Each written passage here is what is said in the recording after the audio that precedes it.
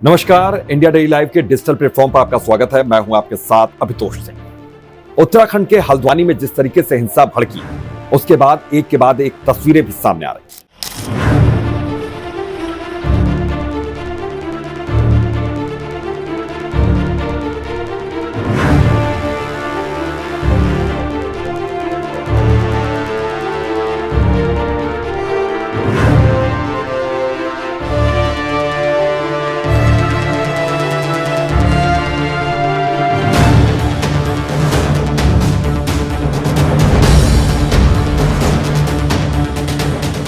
India daily live ने आपको वो तस्वीरें भी दिखाई 8 तारीख को जिस तरीके से हिंसा भड़की और बहुत से उपद्रवी वहां पर पहुंचे और वाहनों को निशाना बनाया, वाहनों को पलटा, वाहनों में आग लगा दी, उसके बाद वहां पर पत्थरबाजी भी की गई। हालांकि पुलिस ने सीसीटीवी फुटेज वहां पर निकाली और सीसीटीवी फुटेज के आधार पर अब उन लोगों की शिनाख्त की जा रही है जो लोग इस साजिश के पीछे थे। लेकिन क्या यह साजिश का सिलसिला सिर्फ हल्द्वानी तक थम गया?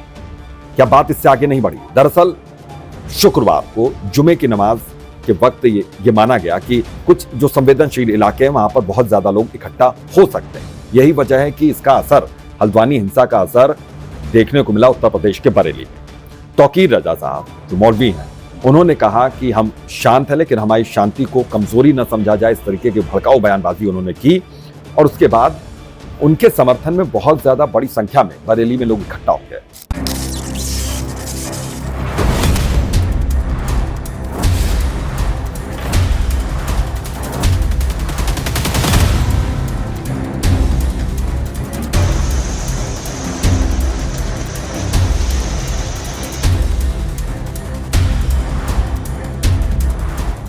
किसी बुलडोजर को बर्दाश्त नहीं किया जाएगा।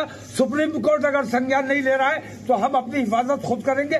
हमें कानूनी अधिकार है, अगर हमारे ऊपर कोई हमलावर होता है तो हम उसको जान से मार दें। तो उन्होंने सिर्फ इतनी बात कही, लेकिन उसके बाद ये जो विवादित टिप्पणी सामने आई, जो उनका विवादित बयान सामने आया, उसके बाद फिर वहां पर हिंसा हुई, कई जगहों पर हंगामा बढ़ा। हालांकि उसको तुरंत नियंत्रित किया गया क्योंकि उत्तर प्रदेश सरकार पहले से ये मानकर चल रही थी कि कुछ इलाकों में इस तरह की स्थिति यहाँ पर बन सकती है। यही वजह है कि पुलिस की डिप्लॉयमेंट वहां पर पहले थी।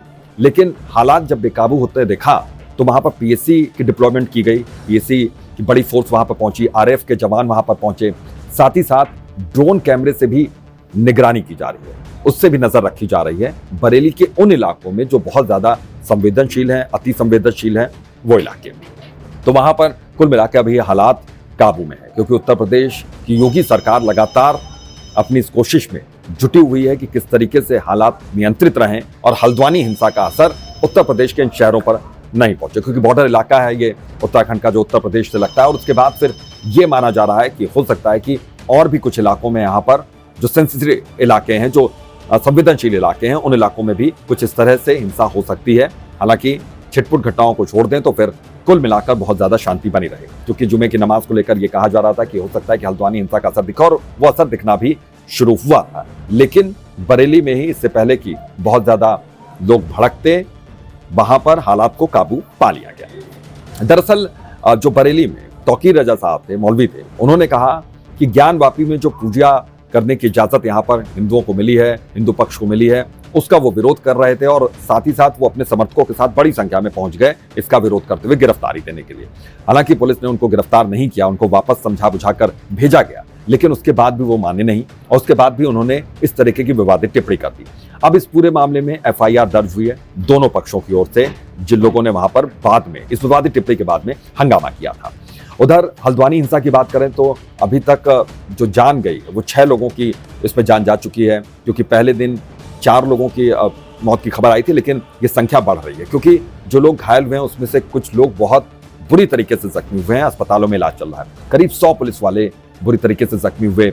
वहां की डीएम ने, जो प्रशासनिक अधिकारी, उन्होंने साफ तौर पर डीएम ने कहा कि पुलिस वालों को जिंदा जलाने की कोशिश की गई थी, उन पर हमले किए गए थे, पेट्रोल बम से धमाके किए गए थे, उनको पुलिस चौकी के अंदर बंद कर दिया गया था और उसके बाद धुएं में वो लोग छटपटा रहे थे, बाद में उनको निकाला गया। तो पुलिस वालों को मारने की साजिश हुई थी, ये उन्होंने आरोप लगाया। एसएसपी ने कहा कि सभी की पहचान यहाँ पर हो रही है और जल्द से जल्द उनकी गिरफ्तारी होगी। और इसके बाद फिर खबर यह भी आई, डीजीपी को यह आदेश दिया गया उत्तराखंड सरकार की ओर से कि एनएसए के तहत आरोपियों पर, उपद्रवियों पर कार्रवाई होगी। तो जाहिर है कि एक्शन वहां पर जारी है। अब उत्तर प्रदेश में भी, बरेली में भी जिस तरीके के हालात बने हुए हैं, वो हालात कहे जा सकते हैं कि अभी नियंत्रित तो हैं लेकिन तनावपूर्ण बने हुए हैं। यही वजह है कि दूसरे डिस्ट्रिक्ट से, दूसरे जिलों से यहाँ पर पुलिस फोर्स को वहां पर बुलाया जा रहा है और कोशिश ये की जा रही है कि वहां पर हालात अनियंत्रित ना हो, नियंत्रण में रहे।